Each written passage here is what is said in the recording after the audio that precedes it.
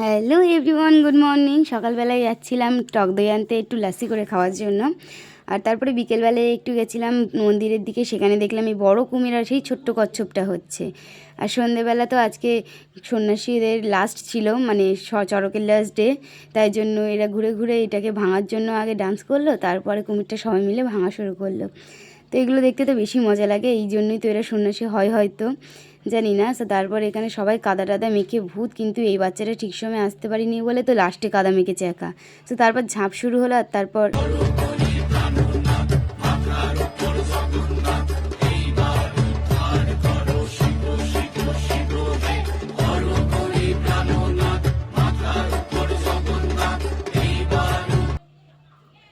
আগুন খেলাও শুরু হলো। এবং আগুন খেলা প্রত্যেক বছর আমি পার্টিসিপেট করি, তাই জন্য এই বছরও পার্টিসিপেট করেছি।